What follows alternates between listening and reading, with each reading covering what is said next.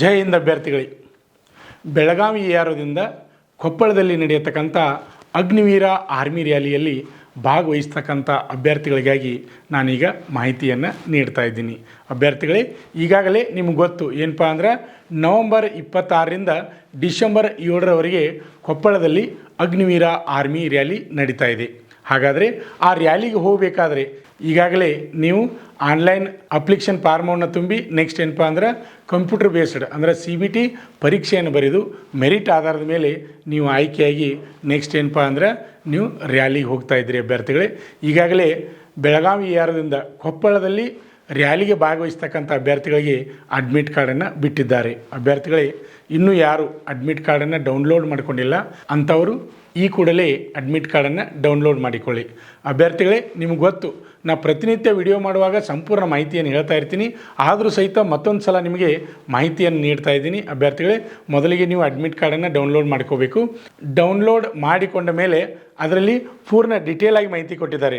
ಏನಪ್ಪ ಅಂದ್ರೆ ನಿಮ್ಮ ಹೆಸರದ, ತಂದೆ ಹೆಸರದ, ಆಮೇಲೆ ಅಡ್ಡ ಹೆಸರದ, ಆಧಾರ್ ಕಾರ್ಡ್ ನಂಬರ್ ಅದ, ಡೇಟ್ ಆಫ್ ಬರ್ತ್ ಅದ, ಆಮೇಲೆ ನೀವು ಯಾವ ದಿನಾಂಕ ಅಲ್ಲಿ ಹೋಗಬೇಕು, ಆಮೇಲೆ ಯಾವ ಸಮಯಕ್ಕೆ ನೀವು ಅಲ್ಲಿ ಇರಬೇಕು ಅಂತಕ್ಕಂಥ ಸಂಪೂರ್ಣ ಮಾಹಿತಿಯನ್ನು ಅಡ್ಮಿಟ್ ಕಾರ್ಡ್ನಲ್ಲಿ ಈಗಾಗಲೇ ಬಿಟ್ಟಿದ್ದಾರೆ. ಅಭ್ಯರ್ಥಿಗಳೇ, ಅದನ್ನು ಸರಿಯಾಗಿ ಗಮನವಿಟ್ಟು ನೀವು ಓದಬೇಕು. ಮೊದಲಿಗೆ ಅಡ್ಮಿಟ್ ಕಾರ್ಡನ್ನು ಓದಬೇಕು. ಅಡ್ಮಿಟ್ ಕಾರ್ಡನ್ನು ಓದಿದ ಮೇಲೆ ನೀವು ರ್ಯಾಲಿಗೆ ಹೋಗ್ಬೇಕಾದ್ರೆ ಇಂಪಾರ್ಟೆಂಟ್, ಯಾಕಂದ್ರೆ ಈಗಾಗಲೇ ನೀವು CBT ಕಂಪ್ಯೂಟರ್ ಬೇಸ್ಡ್ ಪರೀಕ್ಷೆಯನ್ನು ಪಾಸ್ ಮಾಡಿ ಮೆರಿಟ್ ಆಧಾರದ ಮೇಲೆ ಫಿಸಿಕಲ್ ರ್ಯಾಲಿಗಾಗಿ ನೀವು ಹೋಗ್ತಾ ಇದ್ದೀರಿ, ಅದೇ ರೀತಿಯಾಗಿ ಮೆಡಿಕಲ್ಗಾಗಿ ಹೋಗ್ತಾ ಇದ್ದೀರಿ. ಅಭ್ಯರ್ಥಿಗಳೇ, ಯಾಕಂದ್ರೆ ಹೋಗುವಂಥ ಅಭ್ಯರ್ಥಿಗಳು ಈಗ ಮುಂಜಾನೆ, ಮಧ್ಯಾಹ್ನ, ಸಾಯಂಕಾಲ ಕೆಲವೊಂದು ಜನ 3 ಟೈಮ್ ರನ್ನಿಂಗ್ ಪ್ರಾಕ್ಟೀಸ್ ಮಾಡ್ತಾರೆ, ಇನ್ನು ಕೆಲವೊಂದು ಜನ 2 ಟೈಮ್ ರನ್ನಿಂಗ್ ಪ್ರಾಕ್ಟೀಸ್ ಮಾಡ್ತಿರ್ತೀರಿ. ಅದೇ ರೀತಿಯಾಗಿ ಪ್ಲಪ್ಸ್ ಆಗಿರ್ಬೋದು, ಜಿಗ್ಜಾಗ್ ನಡಿಗೆ ಆಗಿರ್ಬೋದು, ಲಾಂಗ್ ಜಂಪ್ ಆಗಿರ್ಬೋದು, ಪ್ರತಿಯೊಂದನ್ನು ನೀವು ಪ್ರಾಕ್ಟೀಸ್ ಮಾಡ್ತಾ ಇರ್ತೀರಿ. ಆದರೆ ರ್ಯಾಲಿಗೆ ಹೋಗುವಾಗ ಅವ್ರು ಏನು ಅಡ್ಮಿಟ್ ಕಾರ್ಡ್ನಾಗ ಏನೇನು ದಾಖಲಾತಿಗಳನ್ನ ತೆಗೆದುಕೊಂಡು ಬರ್ಬೇಕಂತ ಹೇಳಿದಾರಲ್ಲ, ಆ ಎಲ್ಲ ದಾಖಲಾತಿಗಳನ್ನ ತೆಗೆದುಕೊಂಡು ಹೋಗಬೇಕು. ಅಲ್ಲಿ ಬೈ ಚಾನ್ಸ್ ಏನಾಕೈತಪ್ಪ ಅಂದ್ರೆ ನೀವು ದಾಖಲಾತಿಗಳನ್ನ ತೆಗೆದುಕೊಂಡು ಹೋಗಲಿಲ್ಲ ಅಂದ್ರೆ ನೀವು ರನ್ನಿಂಗ್ ಪಾಸ್ ಆದರೂ ಸಹಿತ ಅಲ್ಲಿ ಏನು ಮಾಡ್ತಾರೆ ಅಂದ್ರೆ ರಿಜೆಕ್ಟ್ ಮಾಡುವಂಥ ಚಾನ್ಸ್ ಇರ್ತದೆ. ಆದ್ದರಿಂದ ಅಭ್ಯರ್ಥಿಗಳು ರ್ಯಾಲಿಗೆ ಹೋಗುವಾಗ ಯಾವ ದಾಖಲಾತಿಗಳನ್ನು ತೆಗೆದುಕೊಂಡು ಹೋಗಬೇಕು ಅಂತಕ್ಕಂಥ ಸಂಪೂರ್ಣ ಮಾಹಿತಿಯನ್ನು ನಾನು ನಿಮಗೀಗ ತಿಳಿಸ್ಕೊಡ್ತಾ ಇದ್ದೀನಿ. ಅಭ್ಯರ್ಥಿಗಳೇ, ನಿಮ್ಗೆ ಗೊತ್ತಿರಲಿ, ಮೊದಲಿಗೆ ಏನಪ್ಪ ಅಂದ್ರೆ ಅಡ್ಮಿಟ್ ಕಾರ್ಡ್, ಈಗೇನು ನೀವು ಅಡ್ಮಿಟ್ ಕಾರ್ಡ್ ಡೌನ್ಲೋಡ್ ಮಾಡ್ಕೊಂಡಿರ್ತೀರಿ, ಆ ಅಡ್ಮಿಟ್ ಕಾರ್ಡನ್ನು ಒಂದೇದು. ಆ ಅಡ್ಮಿಟ್ ಕಾರ್ಡ್ ಯಾವ್ದು ಇರಬೇಕಪ್ಪ ಅಂದ್ರೆ ಒಳ್ಳೆ ಚಲೋ ಕ್ವಾಲಿಟಿ ಪೇಪರ್ ಹಾಳಿ ಒಳಗೆ ಪ್ರಿಂಟ್ ತೆಗಿಬೇಕು. ಅದನ್ನು ಯಾವುದೇ ರೀತಿ ಮಡಿಸಬಾರ್ದು. ಅದು ಅಡ್ಮಿಟ್ ಕಾರ್ಡ್ ಒಂದು ಒರಿಜಿನಲ್ ಇದ್ದಂಗೆ ಇರಬೇಕು. ಆಮೇಲೆ ನೀವು ಜೆರಾಕ್ಸ್ ಮಾಡ್ಕೊರಿ, 2 ಸೆಟ್ ಮಾಡ್ಕೊರಿ, 3 ಸೆಟ್ ಮಾಡ್ಕೊರಿ, ನಡೀತದೆ. ಆದರೆ ಮೇನ್ ಒರಿಜಿನಲ್ ಅಥವಾ ಒಂದು ಏನು ಡೌನ್ಲೋಡ್ ಮಾಡ್ಕೊಂಡಿರ್ತೀರಿ ಅದನ್ನು ಸರಿಯಾಗಿ ಒಳ್ಳೆಯ ಪೇಪರ್ನಲ್ಲಿ ಪ್ರಿಂಟನ್ನು ತೆಗಿಬೇಕು, ಒಂದೇದು. ಎರಡನೇದು ಏನಪ್ಪ ಅಂದ್ರೆ ನೀವು ಶೈಕ್ಷಣಿಕ ಮೂಲ ದಾಖಲಾತಿಗಳು, ಅಂದ್ರೆ ನೀವು 10ನೇ ತರಗತಿ ಪಾಸ್ ಆಗಿದ್ರಿ ಅಂದ್ರೆ 10ನೇ ತರಗತಿ ಮಾರ್ಕ್ಸ್ ಕಾರ್ಡ, ಆಮೇಲೆ PUC ಪಾಸ್ ಆಗಿರಿ ಅಂದರೆ PUC ಮಾರ್ಕ್ಸ್ ಕಾರ್ಡ, ಆಮೇಲೆ ಡಿಗ್ರಿ ಪಾಸ್ ಆಗಿತ್ತಂದ್ರೆ ಡಿಗ್ರಿ ಮಾರ್ಕ್ಸ್ ಕಾರ್ಡ, ಅಥವಾ ITI ಪಾಸ್ ಆಗಿತ್ತಂದ್ರೆ ITI, ಅಥವಾ ಡಿಪ್ಲೊಮಾ ಮಾಡಿದ್ರಿ ಅಂದರೆ ಡಿಪ್ಲೊಮಾ. 10ನೇ ತರಗತಿ ಜೊತೆ ಮತ್ತು ಹೆಚ್ಚಿನ ವಿದ್ಯಾರ್ಥಿ ಏನಾದರೂ ನಿಮ್ದಿತ್ತಪ್ಪ ಅಂದ್ರೆ ಆ ಎಲ್ಲ ಒರಿಜಿನಲ್ ಮೂಲ ದಾಖಲಾತಿ ಅಂದ್ರೆ ಮಾರ್ಕ್ಸ್ ಕಾರ್ಡ್ಗಳನ್ನ, ಒರಿಜಿನಲ್ ಮಾರ್ಕ್ಸ್ ಕಾರ್ಡ್ಗಳನ್ನ ಸಹಿತ ತೆಗೆದುಕೊಂಡು ಹೋಗಬೇಕು. ಆಮೇಲೆ ನೆಕ್ಸ್ಟ್ ಬರ್ತಕ್ಕಂಥದ್ದು ಏನಪ್ಪ ಅಂದ್ರೆ ಈಗ ಏನದ ರೀ, ನೀವು GD ಪೋಸ್ಟ್ ಹೋಗ್ಕೊಂಡ್ರೆ 10ನೇ ತರಗತಿ ಮೇಲೆ ಅರ್ಜಿ ಹಾಕಿರ್ತೀರಿ, 10ನೇ ತರಗತಿ ಮಾರ್ಕ್ಸ್ ಕಾರ್ಡ್ ಒಯ್ತೀರಿ. ಹೆಚ್ಚಿನ ವಿದ್ಯಾರ್ಥಿ ಇದ್ರೆ PUC ಅಥವಾ ಡಿಗ್ರಿ, ಒಟ್ಟು ಹೆಚ್ಚಿನ ವಿದ್ಯಾರ್ಥಿ ಏನಿರ್ತದೆ ಆ ಮಾರ್ಕ್ಸ್ ಕಾರ್ಡ್ಗಳನ್ನ ಒಯ್ತೀರಿ. ಅದೇ ರೀತಿಯಾಗಿ ಟ್ರೇಡ್ಮನ್ ಹುದ್ದೆಗೆ ಅರ್ಜಿ ಹಾಕಿದಂಥ ಅಭ್ಯರ್ಥಿಗಳು ಇಲ್ಲಿ ಕೆಲವೊಂದು ಜನ ಹೆಂಗೆ ಮಾಡ್ತಾರೆ, 10ನೇ ತರಗತಿ ಮೇಲೆ ಟ್ರೇಡ್ಮನ್ ಹುದ್ದೆಗೆ ಅರ್ಜಿ ಹಾಕ್ತಾರೆ. ಇನ್ನು ಕೆಲವೊಂದು ಜನ ಅಭ್ಯರ್ಥಿಗಳು 8ನೇ ತರಗತಿ ಮೇಲೆ ಟ್ರೇಡ್ಮನ್ ಹುದ್ದೆಗೆ ಅರ್ಜಿಯನ್ನು ಹಾಕಿರ್ತೀರಿ. ಅಂಥ ಅಭ್ಯರ್ಥಿಗಳು ಏನಪ್ಪ ಅಂದ್ರೆ 8ನೇ ತರಗತಿ ಮಾರ್ಕ್ಸ್ ಕಾರ್ಡನ್ನು ತೆಗೆದುಕೊಂಡು ಹೋಗಬೇಕು. ಅಂದರೆ 8ನೇ ತರಗತಿ ನಿಮ್ಮದು ಪಾಸ್ ಆಗಿದೆ ಅಂತಕ್ಕಂಥ ಸರ್ಟಿಫಿಕೇಟನ್ನು ತೆಗೆದುಕೊಂಡು ಹೋಗಬೇಕು. ಅದರ ಜೊತೆ ಮತ್ತು ನಿಮ್ಮದು ಹೆಚ್ಚಿನ ವಿದ್ಯಾರ್ಥಿ ಇದ್ದರೆ ಅದಕ್ಕೆ ಸಂಬಂಧಪಟ್ಟಂಥ ದಾಖಲಾತಿಗಳನ್ನು ಸಹಿತ ಅಭ್ಯರ್ಥಿಗಳಿಗೆ ನೀವು ತೆಗೆದುಕೊಂಡು ಹೋಗಬೇಕು. ಅದೇ ರೀತಿಯಾಗಿ ನೆಕ್ಸ್ಟ್ ಏನಪ್ಪ ಅಂದ್ರೆ ಈ ಕೆಲವೊಂದು ಟೆಕ್ನಿಕಲ್ಲು ಮತ್ತು ಕ್ಲರ್ಕ್ ಹುದ್ದೆಗೆ ಹೋಗ್ತಕ್ಕಂಥ ಅಭ್ಯರ್ಥಿಗಳು, ನೀವೇನು ಈ ಟೆಕ್ನಿಕಲ್ ಹೋಗೋರು PUC ಸೈನ್ಸ್ ಪಾಸ್ ಮಾಡಿದಂಥ ಅಭ್ಯರ್ಥಿಗಳು ಟೆಕ್ನಿಕಲ್ ಹುದ್ದೆಗೆ ಅರ್ಜಿ ಹಾಕಿರ್ತೀರಿ. ಅದೇ ರೀತಿಯಾಗಿ PUC ಪಾಸ್ ಮಾಡಿದಂಥ ಅಭ್ಯರ್ಥಿಗಳು ಕ್ಲರ್ಕ್ ಹುದ್ದೆಗೆ ನೀವು ಆನ್ಲೈನ್ ಅರ್ಜಿಯನ್ನು ಹಾಕಿರ್ತೀರಿ. ಅಂಥ ಅಭ್ಯರ್ಥಿಗಳು ನೀವು PUC ಮೇಲೆ ಹಾಕಿರ್ತೀರಿ, ಆದರೂ ಸಹಿತ 10ನೇ ತರಗತಿ ಮಾರ್ಕ್ಸ್ ಕಾರ್ಡ್ ಕಂಪಲ್ಸರಿ ಒಯ್ಯಬೇಕು. ಅದರ ಜೊತೆ PUC ಮಾರ್ಕ್ಸ್ ಕಾರ್ಡ್ ಒಯ್ಯಬೇಕು. ಆಮೇಲೆ ಮತ್ತು ಇನ್ನೂ ಹೆಚ್ಚಿನ ವಿದ್ಯಾರ್ಥಿ ಹೊಂದಿದ್ರೆ ಆ ಎಲ್ಲ ದಾಖಲಾತಿಗಳನ್ನ ಸಹಿತ ತೆಗೆದುಕೊಂಡು ಹೋಗಬೇಕಾಗ್ತದೆ. ಆಮೇಲೆ ನೆಕ್ಸ್ಟ್ ಬರೋದು ಏನಪ್ಪ ಅಂದ್ರೆ LC ಅಥವಾ TC ಅಂತೀವಿ, ಅಂದ್ರೆ ಲಿವಿಂಗ್ ಸರ್ಟಿಫಿಕೇಟ ಅಥವಾ ಟ್ರಾನ್ಸ್ಫರ್ ಸರ್ಟಿಫಿಕೇಟ, ಎರಡು ಒಂದರಿ. ಎರಡು ಒಂದು ಅಂದರೆ ನಾವು ಕನ್ನಡದಾಗ ಏನಂತೀವಿ, ವರ್ಗಾವಣೆ ಪ್ರಮಾಣ ಪತ್ರ ಅಂತೀವಿ. ನೀವು ಎಲ್ಲಿ 10ನೇ ತರಗತಿ ಮುಗಿಸಿರ್ತೀರಿ ಅಲ್ಲಿ ಏನು ಮಾಡ್ಬೇಕಪ್ಪ ಅಂದ್ರೆ, ಈಗ ಫಸ್ಟ್ LC ಅಂದ್ರೆ TC ನಿಮ್ಗೆ ಏನು ಕೊಟ್ಟಿರ್ತಾರೆ, ಫಸ್ಟ್ನೇದು ಕೊಟ್ಟಿರ್ತಾರೆ, ಅದನ್ನ ಕಾಲೇಜ್ಗೆ ಅಡ್ಮಿಷನ್ ಮಾಡಲಿಕ್ಕೆ ನೀವು ಕೊಟ್ಟಿರ್ತೀರಿ. ಆಮೇಲೆ ಸೆಕೆಂಡ್ LCಯನ್ನು ತೆಗಿಸ್ಬೇಕು. ಸೆಕೆಂಡ್ LC ಅಥವಾ TC ಸೆಕೆಂಡ್ ತೆಗಿಸ್ಬೇಕು. ಸೆಕೆಂಡ್ ತೆಗಿಸ್ಬೇಕಾದ್ರೆ ಏನು ಮಾಡ್ಬೇಕಪ್ಪ ಅಂದ್ರೆ, ನೀವು 20 ರೂಪಾಯಿ ಬಾಂಡ್ ಪೇಪರ್ ಮೇಲೆ ಫಸ್ಟ್ ಪಾರ್ಟಿ ನೀವು, ಸೆಕೆಂಡ್ ಪಾರ್ಟಿ ನೀವು ಎಲ್ಲಿ 10ನೇ ತರಗತಿ ಕಲ್ತಿರ್ತೀರಿ ಅಲ್ಲಿ HM ಅಂತ ಹಾಕಿ, ಅಥವಾ ಮುಖ್ಯೋಪಾಧ್ಯಾಯರು ಅಥವಾ HM ಅಂತ ಹಾಕಿ ಸ್ಕೂಲ್ ಹೆಸರು ಹಾಕಿ ಅಲ್ಲಿ ನೀವು ಬಾಂಡನ್ನು ಅಪ್ಡೇಟ್ ಮಾಡಿಕೊಡ್ಬೇಕು. ಆ ಅಪ್ಡೇಟ್ ಬಾಂಡ್ನಾಗ ಏನಿರ್ಬೇಕಪ್ಪ ಅಂದ್ರೆ, ನಾನು ಅಗ್ನಿವೀರ ಆರ್ಮಿ ಪ್ರಯತ್ನ ಮಾಡ್ತಾಯಿದ್ದೀನಿ, ಆದ್ದರಿಂದ ದಯವಿಟ್ಟು ತಾವುಗಳು ನಮಗೇನಪ್ಪ ಅಂದ್ರೆ ಸೆಕೆಂಡ್ LC ಕೊಡಬೇಕು, ಅದು ಇಂಗ್ಲೀಷ್ನಲ್ಲಿ ಕೊಡಬೇಕು ಅಂತ ಹೇಳಿಂದ ನೀವೊಂದು ಅಪ್ಡೇಟ್ ಫಾರ್ಮ್ ಕೊಟ್ಟರೆ ಅಂದ್ರೆ ಅವರು ಸೆಕೆಂಡ್ LCಯನ್ನು ಕೊಡ್ತಾರೆ. ಆಮೇಲೆ ನೆಕ್ಸ್ಟ್ ಬರೋದು ಯಾವುದಪ್ಪ ಅಂದ್ರೆ ಸ್ಕೂಲ್ ಕ್ಯಾರೆಕ್ಟರ್. ಸ್ಕೂಲ್ ಕ್ಯಾರೆಕ್ಟರ್ ಅಂದ್ರೆ ನೀವು 10ನೇ ತರಗತಿ ಎಲ್ಲಿ ಮಾಡಿರ್ತೀರಿ ಅಲ್ಲಿ ಸ್ಕೂಲ್ ಕ್ಯಾರೆಕ್ಟರ್ನ ಕೊಡ್ತಾರೆ. ಆಮೇಲೆ ನೆಕ್ಸ್ಟ್ ನಿಮ್ಗೆ ಸಾಧ್ಯ ಆದರೆ ಪಂಚಾಯತಿ ಕ್ಯಾರೆಕ್ಟರ್ ತೋರಿ, ಸ್ಕೂಲ್ ಕ್ಯಾರೆಕ್ಟರ್ ಸರ್ಟಿಫಿಕೇಟ್ ತೋರಿ. ಆ ಫಾರ್ಮ್ ಇರ್ತಾವೆ, ಆ ಫಾರ್ಮ್ ತೊಗೊಂಡೋಗಿ ನೀವು ಅಲ್ಲಿ ಕೊಟ್ಟರೆ ಅಂದರೆ ಅವರು ಹೆಡ್ ಮಾಸ್ಟರ್ ಸೀಲ್ ಹಾಕಿ ಸಹಿ ಮಾಡಿ ನಿಮಗೆ ಕೊಡ್ತಾರೆ. ಆಮೇಲೆ ನೆಕ್ಸ್ಟ್ ಬರ್ತಕ್ಕಂಥದ್ದು ಡೊಮೇಶಿಯಲ್ ಸರ್ಟಿಫಿಕೇಟ್. ಅದಾದ ನಂತರ ನೆಕ್ಸ್ಟ್ ಬರೋದು ಕಾಸ್ಟ್ ಸರ್ಟಿಫಿಕೇಟ್, ಆಮೇಲೆ ರೆಸಿಡೆನ್ಷಿಯಲ್ ಸರ್ಟಿಫಿಕೇಟ್. ಇವು ಮೂರು ಹೆಂಗಿರ್ಬೇಕಪ್ಪ ಅಂದರೆ ಎಲ್ಲ ಇಂಗ್ಲೀಷ್ನಾಗ ಇರಬೇಕು. ಡೊಮೇಶಿಯಲ್ಲ, ರೆಸಿಡೆನ್ಷಿಯಲ್ಲ, ಕಾಸ್ಟ ಇವು ಮೂರು ಇಂಗ್ಲೀಷ್ನಾಗ ಇರಬೇಕು. ಏನಪ್ಪ ಅಂದ್ರೆ ತಹಶೀಲ್ದಾರ್ ಅವರ ಸಿಗ್ನೇಚರ್ ಆದಂಥ ಸರ್ಟಿಫಿಕೇಟ್ಗಳನ್ನ ತೆಗೆದುಕೊಂಡು ಹೋಗಬೇಕು. ಈಗೆಲ್ಲ ಕಂಪ್ಯೂಟರ್ ಅದ ರೀ, ಕಂಪ್ಯೂಟರ್ ಮುಖಾಂತರನೇ ಎಲ್ಲ ಸರ್ಟಿಫಿಕೇಟ್ಗಳು ನಿಮಗೆ ಬರ್ತಾ ಇದ್ದಾವೆ. ಆದ್ದರಿಂದ ಸರಿಯಾದಂಥ ಡಾಕ್ಯುಮೆಂಟ್ಗಳನ್ನ ತೆಗೆದುಕೊಂಡು ಬರಬೇಕು. ಆಮೇಲೆ ನೆಕ್ಸ್ಟ್ ಬರ್ತಕ್ಕಂಥದ್ದು ರೀ ಏನಪ್ಪ ಅಂದ್ರೆ ಅನ್ಮ್ಯಾರಿಡ್ ಸರ್ಟಿಫಿಕೇಟ್. ಅನ್ಮ್ಯಾರಿಡ್ ಸರ್ಟಿಫಿಕೇಟ್ ಅಂದಾಗ ಇದು ಎಲ್ಲಿ ಸಿಗ್ತದೆ ರೀ ಫಾರ್ಮ್ ಅಂತ ನೀವು ಕೇಳ್ಬೋದು. ಅಭ್ಯರ್ಥಿಗಳು ನಿಮ್ಗೆ ಗೊತ್ತಿರಲಿ, ನಿಮ್ಮದು ಗ್ರಾಮ ಪಂಚಾಯತಿ ಇತ್ತಂದ್ರೆ ಗ್ರಾಮ ಪಂಚಾಯತಿಗೆ ಹೋಗಿ ಅಲ್ಲಿ ಅನ್ಮ್ಯಾರಿಡ್ ಸರ್ಟಿಫಿಕೇಟ್ ಕೊಡ್ರಿ ಅಂತ ಕೇಳ್ರಿ. ಅಥವಾ ನೀವೊಂದು ಫಾರ್ಮೇಟ್ ಸಿಗ್ತಾವೆ, ಆ ಫಾರ್ಮೇಟ್ ತೊಗೊಂಡೋಗಿ ನೀವು ಕೊಟ್ರಿಪ್ಪ ಅಂದ್ರೆ ಅವ್ರು ತುಂಬಿ ಕೊಡುವಂಥ ಚಾನ್ಸ್ ಇರ್ತದೆ. ಅಥವಾ ಅವ್ರ ಹತ್ರ ಇದ್ದರೆ ಅವರು ಸಹಿತ ನಿಮ್ಗೆ ಕೊಡ್ತಾರೆ. ನಿಮಗೆ ಗ್ರಾಮ ಪಂಚಾಯತಿ ಬರ್ತಿತ್ತಂದ್ರೆ ಗ್ರಾಮ ಪಂಚಾಯತಿ, ಆಮೇಲೆ ಪುರಸಭೆ ಬರ್ತಿದ್ರೆ ಪುರಸಭೆ, ಆಮೇಲೆ ನಗರಸಭೆ ಬರ್ತಿತ್ತಂದ್ರೆ ನಗರಸಭೆ, ನೀವು ಅಲ್ಲಿ ಹೋಗಿ ಕೇಳಿರಪ್ಪ ಅಂದ್ರೆ ನಿಮ್ಗೆ ಹೇಳ್ತಾರೆ ಅಲ್ಲಿ ಅನ್ಮ್ಯಾರಿಡ್ ಸರ್ಟಿಫಿಕೇಟನ್ನು ಸಹಿತ ಕೊಡ್ತಾರೆ. ಅನ್ಮ್ಯಾರಿಡ್ ಅಂದ್ರೆ ಏನು, ನಿಮ್ಗೆ ಇನ್ನೂ ವಿವಾಹವಾಗಿಲ್ಲ, ಮದುವೆ ಆಗಿಲ್ಲ ಅಂತ ಹೇಳಿಸಿಂದ ಸರ್ಟಿಫಿಕೇಟನ್ನು ಸಹಿತ ನೀವು ತೆಗೆಸ್ಬೇಕಾಗ್ತದೆ. ನೆಕ್ಸ್ಟ್ ಬರ್ತಕ್ಕಂಥದ್ದು ಏನಪ್ಪ ಅಂದ್ರೆ ಫೋಟೋ. 15 ಫೋಟೋ ತೊಗೊಂಡು ಹೋಗ್ಬೇಕು ರೀ. 15 ಫೋಟೋ ಅಂದರೆ ನೀವು ಹೆಚ್ಕೊಂಬಂದು 30 ಫೋಟೋನ ಒಮ್ಮೆ ತೆಗೆಸೋದು ಒಳ್ಳೆಯದು. 15 ಫೋಟೋ ಕಂಪಲ್ಸರಿ. ಅವ್ರು 15 ಫೋಟೋ ತೆಗೆದುಕೊಂಡು ಬರ್ಬೇಕಂದ್ರೆ 15 ಫೋಟೋ ತೆಗೆದುಕೊಂಡು ಹೋಗಬೇಕು. ಆ 15 ಫೋಟೋ ಹೆಂಗಿರ್ಬೇಕಪ್ಪ ಅಂದ್ರೆ 90 ದಿನದ ಒಳಗಾಗಿ ಇರ್ತಕ್ಕಂಥ, ಅಂದ್ರೆ ರೀಸೆಂಟಾಗಿರ್ತಕ್ಕಂಥ ಫೋಟೋಗಳನ್ನ ತೆಗೆದುಕೊಂಡು ಹೋಗಬೇಕು. ಆಮೇಲೆ ಇನ್ನೊಂದು ಏನಪ್ಪ ಅಂದ್ರೆ ಇಂಪಾರ್ಟೆಂಟ್ ನಿಮ್ಗೆ ಗೊತ್ತಿರಲಿ, ಅಲ್ಲಿ ಫೋಟೋ ತೆಗೆಸುವಾಗ ಹಿಂದೆ ಬ್ಯಾಕ್ಗ್ರೌಂಡ್ ಏನು ಮಾಡ್ಬೇಕಪ್ಪ ಅಂದ್ರೆ ಲೈಟ್ ಬ್ಲೂ ಕಲರ್ ಹಾಕ್ಬೇಕು ಒಂದು, ಇಲ್ಲಾಂದ್ರೆ ವೈಟ್ ಕಲರ್ ಇರಬೇಕು. ನಾ ಬ್ಯಾಕ್ಗ್ರೌಂಡ್ ಹೇಳ್ತಾ ಇರೋದು ಫೋಟೋಗೆ ಅಂತ ಹಿಂದೆ ಹಾಕಿರಬೇಕು. ಆಮೇಲೆ ಚಸ್ಮಾ ಹಾಕೊಂಡು ಫೋಟೋ ತೆಗಿಸ್ನಿ, ಅಥವಾ ಕ್ಯಾಪ್ ಹಾಕೊಂಡು ಫೋಟೋ ತೆಗಿಸ್ನಿ, ಅಥವಾ ಸ್ಟೈಲ್ ಹಿಂಗೆ ಈ ಸೈಡ್ ನಿಂತು ಫೋಟೋ ತೆಗಿಸ್ನಿ, ಅಥವಾ ಈ ಸೈಡ್ ಮಾಡಿನಿ, ಅಥವಾ ಭುಜ ಮ್ಯಾಲೆ ತೆಳಗೆ ಮಾಡಿ ತೆಗಿಸ್ನಿ. ಈ ರೀತಿ ದಯವಿಟ್ಟು ಫೋಟೋನ ತೆಗೆಸಬಾರ್ದು. ಫೋಟೋ ಹೆಂಗಿರ್ಬೇಕಪ್ಪ ಅಂದ್ರೆ ಅಗದಿ ಕ್ಲಿಯರಾಗಿರಬೇಕು, ಎರಡೂ ಕಿವಿಗಳು ಕಾಣಿಸ್ತಾ ಇರಬೇಕು. ಆಮೇಲೆ ಫೋಟೋ ತೆಗ್ಸಕ್ಕೆ ಹೋಗುವಾಗ ಕ್ಲೀನಾಗಿ ಮಿಲ್ಟ್ರಿ ಕಟಿಂಗ್ ಮಾಡಿಸ್ಕೊಂಡು ಅಗದಿ ಶಿಸ್ತಾಗಿ ಹೋಗ್ಬೇಕು. ನೀವು ಬರೀ ನಿಮ್ಮ ಫೋಟೋ ನೋಡ್ರಿನ ಸಹಿತ ಭಾಳ ಶಿಸ್ತದಾರು ಅಂತಕ್ಕಂಥದ್ದನ್ನು ಗೊತ್ತಾಗುತ್ತೆ. ಆಮೇಲೆ ನೋಡಿರಿ, ಮುಖದ ಮೇಲೆ ಏನಾದರೂ ಕಲೆಗಳು ಅಥವಾ ಗುರುತುಗಳಿದ್ದು ಅಂದ್ರೆ ಅದನ್ನು ಸಹಿತ ನೀವು ಕಂಪ್ಯೂಟರ್ ಹಾಕಿ ಡಿಲೀಟ್ ಮಾಡಿ ಸ್ಮಾರ್ಟ್ ಕಾಣುವಂಗೆ ಮಾಡ್ಬೇಕಂತೇಳಿ ಆ ರೀತಿ ಮಾಡ್ಬೋದು.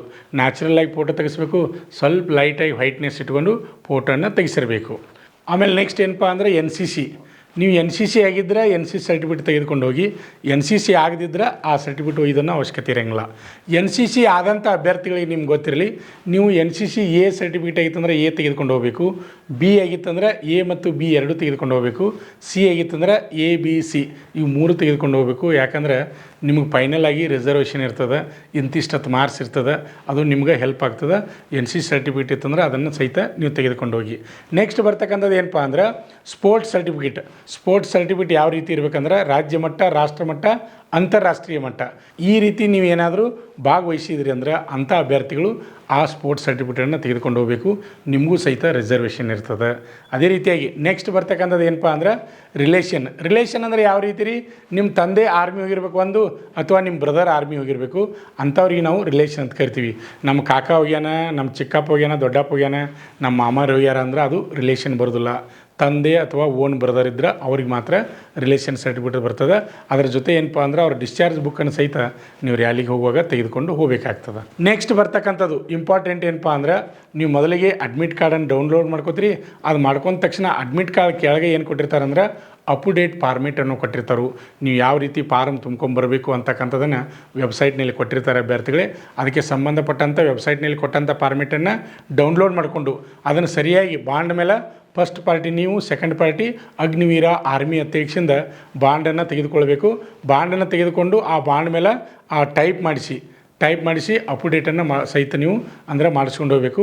ಅಪ್ಡೇಟ್ ಎಲ್ಲಿ ಮಾಡಿಸ್ಬೇಕಪ್ಪ ಅಂದ್ರೆ ನಿಮ್ಮ ಸಮೀಪದ ಕೋರ್ಟಿಗೆ ಹೋಗಿ ಅಲ್ಲಿ ನೋಟ್ರಿ ಅಂತ ಇರ್ತಾರೆ, ವಕೀಲರ ನೋಟ್ರಿ ಇರ್ತಾರೆ, ಅವ್ರ ಹತ್ರ ಹೋಗಿ ನೋಟ್ರಿ ಎಲ್ಲಿದ್ದಾರೆ ಅಂತ ಕೇಳಿದ್ರೆ ಯಾರು ಬೇಕಾದ್ರೆ ಹೇಳ್ತಾರೆ, ಅವ್ರ ಹತ್ರ ಹೋಗಿ ನೀವು ಅಪ್ಡೇಟ್ ಮಾಡಿಸ್ಕೊಂಡು ಹೋಗಬೇಕು. ಕಂಪಲ್ಸರಿ ಅಪ್ಡೇಟ್ ಮಾಡೋದನ್ನು ಮರಿಬಾರ್ದು, ಕಂಪಲ್ಸರಿ ಡಾಕ್ಯುಮೆಂಟು ಒಯ್ಯಬೇಕು. ಆಮೇಲೆ ನೆಕ್ಸ್ಟ್ ಬರೋದು ಏನಂದ್ರೆ ಪೊಲೀಸ್ ಸ್ಟೇಷನ್ ವೆರಿಫಿಕೇಷನ್. ನಿಮ್ಮ ಸಮೀಪದ ಪೊಲೀಸ್ ಸ್ಟೇಷನ್ಗೆ ಹೋಗಬೇಕು. ಅಲ್ಲಿ ಹೋಗಿ ನೀವು ಮಾಹಿತಿ ಕೇಳಿರಿ ಅಂದ್ರೆ ನಿಮಗೆ ಸಂಪೂರ್ಣ ಮಾಹಿತಿಯನ್ನು ಹೇಳ್ತಾರೆ. ಮತ್ತು ಮುಂದಿನ ವಿಡಿಯೋದಲ್ಲಿ ನಾವು ಪೊಲೀಸ್ ಸ್ಟೇಷನ್ ವೆರಿಫಿಕೇಷನ್ ಯಾವ ರೀತಿ ತೆಗೆಸಬೇಕು ಅಂತಕ್ಕಂಥ ಮಾಹಿತಿಯನ್ನು ಹೇಳ್ತೀನಿ ಅಭ್ಯರ್ಥಿಗಳೇ. ಅಲ್ಲಿ ಹೋಗಿ ಅದಕ್ಕೆ ಚಲನ್ ತುಂಬಿದಿರ್ತದೆ, ಆ ಚಲನವನ್ನು ತುಂಬಿದರೆ ಅಲ್ಲಿ ಪೊಲೀಸ್ ಸ್ಟೇಷನ್ ವೆರಿಫಿಕೇಷನ್ ಸರ್ಟಿಫಿಕೇಟ್ ಸಿಗ್ತದೆ. ಸರ್ಟಿಫಿಕೇಟನ್ನು ತೆಗೆದುಕೊಂಡು ಬನ್ನಿ. ನಿಮ್ಗೆ ಏನಾದರೂ ಗೊತ್ತಾಗಲಿಲ್ಲ ತಿಳಿಲಿಲ್ಲ ಅಂದ್ರೆ ನೀವೇನು ಮಾಡಬೇಕು, ನಿಮ್ಮ ಸಮೀಪದ ಪೊಲೀಸ್ ಸ್ಟೇಷನ್ಗೆ ಹೋಗಿ ಅಲ್ಲಿ ಹೋಗಿ ಹೇಳ್ರಿ, ಸರ್ ನಾನು ಅಗ್ನಿವೀರ ಆರ್ಮಿ ರ್ಯಾಲಿಗೆ ಹೋಗ್ತಾ ಇದ್ದೀನಿ, ಈಗಾಗಲೇ ನಮ್ಮ ಪರೀಕ್ಷೆ ಪಾಸ್ ಆಗಿದೆ, ನಾನು ಫಿಸಿಕಲ್ ಕೊಂಡೀನಿ, ಆದ್ದರಿಂದ ಡಾಕ್ಯುಮೆಂಟ್ ಲಿಸ್ಟ್ನಾಗ ಪೊಲೀಸ್ ಸ್ಟೇಷನ್ ವೆರಿಫಿಕೇಷನ್ ಕೇಳ್ಯಾರ, ಅದಕ್ಕೆ ನಮಗೆ ಕೊಡಿ ಅಂತ ಹೇಳಿದ್ರೆ ಅವ್ರು ನಿಮ್ಗೆ ಮಾಹಿತಿ ಹೇಳ್ತಾರೆ ಏನು ಮಾಡ್ಬೇಕು ಅನ್ನೋದು. ಅಲ್ಲಿ ಮಾಹಿತಿಯನ್ನು ಕೇಳಿಕೊಂಡು ಸರಿಯಾಗಿ ಪೊಲೀಸ್ ಸ್ಟೇಷನ್ ವೆರಿಫಿಕೇಷನ್ ಸರ್ಟಿಫಿಕೇಟ್ ಸಹಿತ ತೆಗೆದುಕೊಳ್ಬೇಕು. ಆಮೇಲೆ ನೆಕ್ಸ್ಟ್ ಬರ್ತಕ್ಕಂಥದ್ದು ಏನಪ್ಪ ಅಂದ್ರೆ ಭಾಳ ಇಂಪಾರ್ಟೆಂಟ್ ರೀ, ಏನಂದ್ರೆ ಆಧಾರ್ ಕಾರ್ಡ್ ರೀ. ಆಧಾರ್ ಕಾರ್ಡ್ ಕಂಪಲ್ಸರಿ ಒಯ್ಬೇಕು ರೀ. ಆಧಾರ್ ಕಾರ್ಡ್ನಾಗ ಇದ್ದಂಗೆ ಮಾರ್ಕ್ಸ್ ಕಾರ್ಡ್ನಾಗ ಇರಬೇಕು, ಮಾರ್ಕ್ಸ್ ಕಾರ್ಡ್ನಾಗ ಇದ್ದಂಗೆ ಆಧಾರ್ ಕಾರ್ಡ್ನಾಗ ಇರಬೇಕು. ಈಗ ನಿಮ್ಮ ಹೆಸರಾಗಿರ್ಬೋದು, ತಂದೆ ಹೆಸರಾಗಿರ್ಬೋದು, ಅಡ್ಡ ಹೆಸರಾಗಿರ್ಬೋದು, ಡೇಟ್ ಆಫ್ ಬರ್ತ್ ಆಗಿರ್ಬೋದು, ಪ್ರತಿಯೊಂದು ಆಧಾರ್ ಕಾರ್ಡ್ ಇದ್ದಂಗೆ ಮಾರ್ಕ್ಸ್ ಕಾರ್ಡ್ ಇರಬೇಕು, ಮಾರ್ಕ್ಸ್ ಕಾರ್ಡ್ ಇದ್ದಂಗೆ ಆಧಾರ್ ಕಾರ್ಡ್ ಇರಬೇಕು. ಅದ್ರ ಜೊತೆ ಮತ್ತೇನಪ್ಪ ಅಂದ್ರೆ ನಿಮ್ಮ ಪ್ಯಾನ್ ಕಾರ್ಡ್ ಅದು ಇತ್ತಂದ್ರೆ ನೀವು ಪ್ಯಾನ್ ಕಾರ್ಡನ್ನು ಸಹಿತ ತೆಗೆದುಕೊಂಡು ಹೋಗ್ರಿ. ಅಭ್ಯರ್ಥಿಗಳೇ, ನವೆಂಬರ್ 26ರಿಂದ ಡಿಸೆಂಬರ್ 7ರವರೆಗೆ ಕೊಪ್ಪಳದಲ್ಲಿ ನಡೆಯತಕ್ಕಂಥ ಅಗ್ನಿವೀರ ಆರ್ಮಿ ರ್ಯಾಲಿಯಲ್ಲಿ ಭಾಗವಹಿಸ್ತಕ್ಕಂಥ ಅಭ್ಯರ್ಥಿಗಳು ಏನೇನು ದಾಖಲಾತಿಗಳನ್ನು ತೆಗೆದುಕೊಂಡು ಹೋಗಬೇಕಂತಕ್ಕಂಥ ಮಾಹಿತಿಯನ್ನು ನೀಡಿದ್ದೀನಿ. ಇದರ ಜೊತೆ ಇನ್ನೊಂದು ಇಂಪಾರ್ಟೆಂಟ್ ನಿಮ್ಗೆ ಗೊತ್ತಿರಬೇಕು, ಎಲ್ಲ ಒರಿಜಿನಲ್ ದಾಖಲಾತಿಗಳನ್ನ ಜೆರಾಕ್ಸ್ ಮಾಡಿ 2 ಸೆಟ್ ಅಟೆಸ್ಟೆಡ್ ಮಾಡ್ಕೊಂಡು ಹೋಗಬೇಕು. ಎಲ್ಲ ಒರಿಜಿನಲ್ ಪ್ರತಿಗಳನ್ನ ಒಯ್ಯಬೇಕು, ಅದರ ಜೊತೆ 2 ಸೆಟ್ ಜೆರಾಕ್ಸ ಅಟೆಸ್ಟೆಡ್ ಮಾಡ್ಕೊಂಡು ಹೋಗಬೇಕು. ನಿಮ್ಗೆಲ್ಲರಿಗೂ ಗೊತ್ತಿರಲಿ. ಆಮೇಲೆ ಕೆಲವೊಂದು ಜನ ಅಭ್ಯರ್ಥಿಗಳು ಈ ಹಿಂದಿನ ರ್ಯಾಲಿ ಒಳಗೆ ಏನು ತಪ್ಪು ಮಾಡಿದ್ರೆ ಅಂದ್ರೆ ಫೋಟೋ ಮೇಲೆ ಅಟೆಸ್ಟೆಡ್ ಮಾಡ್ಕೊಂಡು ಹೋಗಿದ್ರಿ. ದಯವಿಟ್ಟು ಫೋಟೋ ಮೇಲೆ ಯಾವುದೇ ರೀತಿ ಅಟೆಸ್ಟೆಡ್ ಮಾಡಬಾರ್ದು. ಫೋಟೋ ಹೆಂಗಿರ್ತಾವೋ ಅದೇ ರೀತಿಯ ಫೋಟೋ ನೀವು ಐಡೆಂಟಿ ಸೈಜ್ ಫೋಟೋನ ತೆಗೆದುಕೊಂಡು ಹೋಗಬೇಕು. ಫೋಟೋ ಮೇಲೆ ಯಾವುದೇ ರೀತಿ ಅಟೆಸ್ಟೆಡ್ ಬೇಡ. ಅದೇ ರೀತಿಯಾಗಿ ಅಡ್ಮಿಟ್ ಕಾರ್ಡ್ನಾಗೂ ಸಹಿತ ಯಾವುದೇ ರೀತಿ ಅಟೆಸ್ಟೆಡ್ ಬೇಡ. ಈಗಾಗಲೇ ಅದು ನಿಮಗೆ ಬಂದಿರ್ತದೆ ಅಭ್ಯರ್ಥಿಗಳೇ. ನೀವು ರ್ಯಾಲಿಗೆ ಹೋಗುವಾಗ ತೆಗೆದುಕೊಂಡು ಹೋಗಬೇಕಾದಂಥ ಇಂಪಾರ್ಟೆಂಟ್ ದಾಖಲಾತಿಗಳಿವು. ಯಾರು ತಪ್ಪದೆ ಎಲ್ಲ ದಾಖಲಾತಿಗಳನ್ನು ರೆಡಿ ಮಾಡಿಕೊಂಡು ಅಭ್ಯರ್ಥಿಗಳೇ ನೀವು ರ್ಯಾಲಿಯಲ್ಲಿ ಭಾಗವಹಿಸಿ ಇಂಡಿಯನ್ ಆರ್ಮಿ ಸೇರಿ ಭಾರತಾಂಬೆ ಸೇವೆಯನ್ನು ಮಾಡಬೇಕು, ಅಗ್ನಿವೀರರಾಗಬೇಕೆಂದು ಕನಸನ್ನು ಹೊತ್ತಂಥ ಎಲ್ಲ ಅಭ್ಯರ್ಥಿಗಳಿಗೂ ಸಹಿತ ನಾನು ಮೊದಲನೇದಾಗಿ ಆಲ್ ದಿ ಬೆಸ್ಟ್ ಹೇಳ್ತೀನಿ. ಅಭ್ಯರ್ಥಿಗಳೇ, ಇನ್ನೊಂದು ವಿಶೇಷ ಏನಪ್ಪ ಅಂದ್ರೆ ಅಗ್ನಿವೀರ ಆರ್ಮಿ ಈಗ ಪರೀಕ್ಷೆಯನ್ನು ಪಾಸ್ ಆಗಿರಿ, ನೆಕ್ಸ್ಟ್ ಫಿಸಿಕಲ್ ಪಾಸ್ ಆಯಿತು, ಮೆಡಿಕಲ್ ಪಾಸ್ ಆಯಿತು, ಅಂತಿಮ ಆಯ್ಕೆ ಪಟ್ಟಿ ಬಂದ ಮೇಲೆ ನೀವು ಎಕ್ಸಲೆಂಟ್ ಹೊಡೆದ್ರಿ ಅಂದರೆ ಎಲ್ಲದರಲ್ಲೂ ಎಕ್ಸಲೆಂಟ್, ರನ್ನಿಂಗು ಎಕ್ಸಲೆಂಟ್ ಹೊಡಿಬೇಕು ರೀ, ಅದೇ ರೀತಿಯಾಗಿ ಪ್ಲಬ್ಸು ಎಕ್ಸಲೆಂಟ್ ಹೊಡಿಬೇಕು. ಆಮೇಲೆ ಎಕ್ಸಾಮ್ದಾಗೂ ಒಳ್ಳೆ 50ಕ್ಕಿಂತ ಹೆಚ್ಚಿನ ಮಾರ್ಕ್ಸನ್ನು ತೆಗೆದುಕೊಳ್ಬೇಕು. ಅಂಥ ಅಭ್ಯರ್ಥಿಗಳಿಗೆ ಏನು ಮಾಡ್ತಾರಪ್ಪ ಅಂದ್ರೆ ಪ್ಯಾರಾ ಕಮಾಂಡೋ ಒಳಗೆ ಆಯ್ಕೆ ಮಾಡ್ಕೋತಾರೆ. ಅದಕ್ಕೆ ಸಂಬಂಧಪಟ್ಟ ಹಾಗೆ ಮತ್ತೆ ಮುಂದಿನ ವಿಡಿಯೋದಲ್ಲಿ ಪ್ಯಾರಾ ಕಮಾಂಡೋ ಸೆಲೆಕ್ಷನ್ ಆಗಬೇಕಾದ್ರೆ ಏನೇನು ಇರ್ತದೆ ಅಂತಕ್ಕಂಥ ಸಂಪೂರ್ಣ ಮಾಹಿತಿಯನ್ನು ಮುಂದಿನ ವಿಡಿಯೋದಲ್ಲಿ ನಾನು ಹೇಳ್ತಾ ಇದ್ದೀನಿ ಅಭ್ಯರ್ಥಿಗಳೇ. ಇದು ಬೆಳಗಾವಿ ಯಾರದಿಂದ ರ್ಯಾಲಿಯಲ್ಲಿ ಭಾಗವಹಿಸ್ತಕ್ಕಂಥ ಎಲ್ಲ ಅಭ್ಯರ್ಥಿಗಳು ಆ ಮಾಹಿತಿಯನ್ನು ತಿಳಿದುಕೊಳ್ಬೋದು. ಅಷ್ಟೇ ಅಲ್ಲದೆ ನಮ್ಮ ಮೂಡಲಗಿಯ ಶ್ರೀ ಮಂಜುನಾಥ್ ಸೈನಿಕ ತರಬೇತಿ ಕೇಂದ್ರ ಮೂಡಲಗಿ ನಮ್ಮಲ್ಲಿಗೆ ನಾವು ಏನು ಮಾಡಿದ್ದೀವಪ್ಪ ಅಂದ್ರೆ ಅಗ್ನಿವೀರ ಫಿಸಿಕಲ್ ತರಬೇತಿ ಜೊತೆ ಪ್ಯಾರಾ ಕಮಾಂಡೋ ಸೇರಲಿಕ್ಕೆ ಏನೇನು ತರಬೇತಿ ಬೇಕು ಆ ಎಲ್ಲ ತರಬೇತಿಯನ್ನು ನಮ್ಮ ಸಂಸ್ಥೆಯಲ್ಲಿ ನೀಡ್ತಾ ಇದ್ದೀವಿ. ಅಭ್ಯರ್ಥಿಗಳೇ, ಪ್ಯಾರಾ ಕಮಾಂಡೋ ಆಗಬೇಕು ಅಂತಕ್ಕಂಥ ಕನಸನ್ನು ಹೊತ್ತಂಥ ಅಭ್ಯರ್ಥಿಗಳು ನಮ್ಮ ಸಂಸ್ಥೆಗೆ ಫಿಸಿಕಲ್ ತರಬೇತಿಗಾಗಿ ಬನ್ನಿ. ಪ್ರವೇಶ ಪ್ರಾರಂಭವಾಗಿ ಅಭ್ಯರ್ಥಿಗಳೇ, ಈ ವಿಡಿಯೋ ನಿಮಗೆ ಇಷ್ಟವಾದರೆ ಲೈಕ್ ಮಾಡಿ, ಹಾಗೆ ನಿಮ್ಮ ಸ್ನೇಹಿತರಿಗೆ ಈ ವಿಡಿಯೋವನ್ನು ಶೇರ್ ಮಾಡಿ. ಹಾಗೆ ನೀವೆಲ್ಲ ಗ್ರೂಪ್ಗಳನ್ನು ಮಾಡಿಕೊಂಡಿರ್ತೀರಿ, ನಿಮ್ಮ ಫ್ರೆಂಡ್ಸ್ ಗ್ರೂಪ್ಗಳನ್ನು ಮಾಡ್ಕೊಂಡಿರ್ತೀರಿ, ಎಲ್ಲ ಗ್ರೂಪ್ಗಳು ಸಹಿತ ಈ ವಿಡಿಯೋನ ಶೇರ್ ಮಾಡಿ. ಅಭ್ಯರ್ಥಿಗಳೇ, ನಿಮಗೆ ಏನಾದರೂ ಡೌಟ್ಸ್ ಇದ್ದರೆ ಕಮೆಂಟ್ ಮಾಡಿ, ಮತ್ತೆ ಮುಂದಿನ ವಿಡಿಯೋದಲ್ಲಿ ಸಂಪೂರ್ಣವಾಗಿ ಮಾಹಿತಿಯನ್ನು ನೀಡಲಿದ್ದೇನೆ. ಅಭ್ಯರ್ಥಿಗಳೇ, ಮರೆಯಬೇಡಿ, ಮುಂದಿನ ವಿಡಿಯೋ ಏನಪ್ಪ ಅಂದ್ರೆ ಪ್ಯಾರಾ ಕಮಾಂಡೋ ಸೇರಬೇಕಾದ್ರೆ ಯಾವ ರೀತಿ ಫಿಸಿಕಲ್ ಇರ್ತದ ಸಂಪೂರ್ಣ ಮಾಹಿತಿಯನ್ನು ಹೇಳ್ತಾ ಇದ್ದೀನಿ. ಈ ವಿಡಿಯೋ ನಿಮ್ಗೆ ಇಷ್ಟವಾಗಿದೆ ಅನ್ಕೋತೀನಿ. ನಮಸ್ಕಾರ. ಆತ್ಮೀಯ ವೀಕ್ಷಕರೇ, ನಮ್ಮಲ್ಲಿ SSC GD, ಅಗ್ನಿವೀರ ಆರ್ಮಿ ಮತ್ತು RPF ಹುದ್ದೆಗಳಿಗೆ ಪುರುಷ ಹಾಗೂ ಮಹಿಳಾ ಅಭ್ಯರ್ಥಿಗಳಿಗೆ ಪೂರ್ವಭಾವಿಯಾಗಿ ದೈಹಿಕ ಮತ್ತು ಲಿಖಿತ ಪರೀಕ್ಷೆಯ ತರಬೇತಿ ಕೊಡಲಾಗುವುದು. ಪ್ರವೇಶಗಳು ಪ್ರಾರಂಭವಾಗಿವೆ. ಅಭ್ಯರ್ಥಿಗಳಿಗೆ ನಾವೊಂದು ಚಾಲೆಂಜನ್ನು ಮಾಡ್ತಾ ಇದ್ದೀವಿ. ಅಭ್ಯರ್ಥಿಗಳೇ, ನಮ್ಮ ಸಂಸ್ಥೆಗೆ ನೀವು ತರಬೇತಿ ಬಂದು 3 ತಿಂಗಳು ತರಬೇತಿಯನ್ನು ಪಡೆದು ನೀವೇನಾದರೂ ಫೇಲ್ ಆದರೆ ಕೋಚಿಂಗ್ ಫೀಸ್ ಮತ್ತು ಊಟ ವಸತಿ ಫೀಸನ್ನು ವಾಪಸ್ ನೀಡುತ್ತೇವೆ. ಆದರೆ ನೀವು ಏನು ಮಾಡಬೇಕಪ್ಪ ಅಂದ್ರೆ ಪ್ರತಿಯೊಂದು ಪೀರಿಯಡ್ಗೆ ಕಂಪಲ್ಸರಿಯಾಗಿ ಪೀರಿಯಡ್ಗೆ ನೀವು ಅಟೆಂಡ್ ಆಗಬೇಕು. ಅಂಥ ಅಭ್ಯರ್ಥಿಗಳಿಗೆ ಮಾತ್ರ ಈ ಚಾಲೆಂಜ್ ಅನ್ವಯಿಸುವುದು. ಪಾಲಕರ ಆಶೀರ್ವಾದ, ಯುವಕರ ಪ್ರೋತ್ಸಾಹದಿಂದ ಸರ್ಕಾರದಿಂದ ಮಾನ್ಯತೆ ಪಡೆದು ಕರ್ನಾಟಕದಲ್ಲಿ ಯಶಸ್ವಿಯಾಗಿ 21ನೇ ವರ್ಷದಲ್ಲಿ ಮುನ್ನಡೆಯುತ್ತಿರುವ ಸಂಸ್ಥೆಯಿಂದ ಇಂಡಿಯನ್ ಆರ್ಮಿಯಲ್ಲಿ Agniveer, general duty, tradesman, army assistant officer, store keeper ಮತ್ತು ಟೆಕ್ನಿಕಲ್ ಹುದ್ದೆಗಳಿಗೆ ಅಗ್ನಿವೀರ ಇಂಡಿಯನ್ ಆರ್ಮಿಯನ್ನ ಸೇರಬಯಸುವ ಅಭ್ಯರ್ಥಿಗಳಿಗೆ ಪೂರ್ವಭಾವಿಯಾಗಿ ಕಂಪ್ಯೂಟರ್ ಬೇಸ್ಡ್ ಎಕ್ಸಾಮ್ ಹಾಗೂ ದೈಹಿಕ ಪರೀಕ್ಷೆಗಳಿಗೆ ತರಬೇತಿ ನೀಡಲಾಗುವುದು.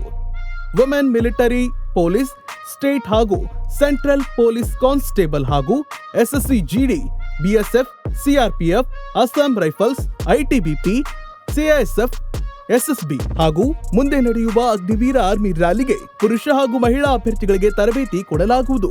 ಹಾಸ್ಟೆಲ್ ಸೌಲಭ್ಯ ಕೂಡ ಇರುತ್ತೆ. ಸಂಪರ್ಕಿಸಿ ಶ್ರೀ ಮಂಜುನಾಥ ಸೈನಿಕ ತರಬೇತಿ ಕೇಂದ್ರ, ಮೂಡಲ್ಗಿ, ತಾಲೂಕು ಮೂಡಲ್ಗಿ, ಜಿಲ್ಲೆ ಬೆಳಗಾವಿ, ರಾಜ್ಯ ಕರ್ನಾಟಕ. ಪ್ರವೇಶ ಪ್ರಾರಂಭವಾಗಿದೆ.